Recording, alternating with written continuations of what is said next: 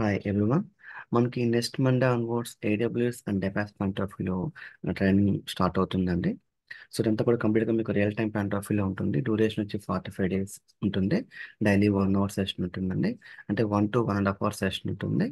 మీకు ప్రతి సెషన్లో కూడా రియల్ టైం పాయింట్ ఆఫ్ వ్యూలో టాపిక్ని ఎక్స్ప్లెయిన్ చేసి ప్రాక్టికల్గా మీకు చూపించి లాస్ట్ క్యూఏ సెషన్ ఉంటుందండి.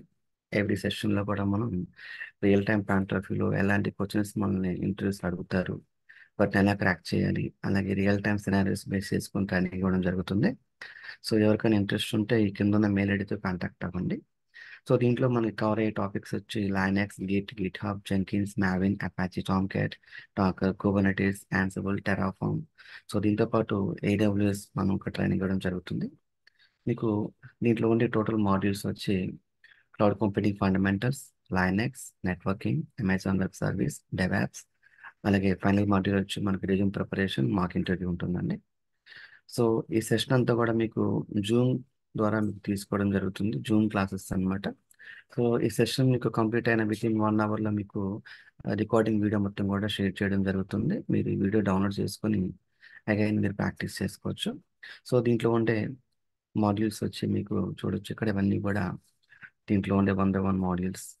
So cloud computing fundamentals, network infrastructure, Linux, about AWS, AWS user account, AWS account creation, virtual private cloud, network security, Elastic Compute Cloud, Elastic Block Store, Amazon Machine Mail, Simple Notification Service, Amazon Elastic Load Balancer, Auto Scaling, CloudWatch, OpenVPN, IAM, S3, RDS, Cloud Formation, Inspector, Service Quota, Trusted Advisor, NAT Gateway, CloudFront, ECR, ECS.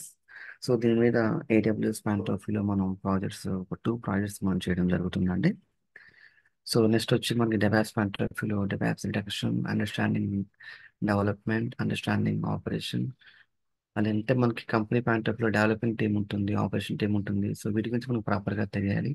అలాగే software development life cycle ఉంటుంది, అలాగే DevOps life cycle ఉంటుంది.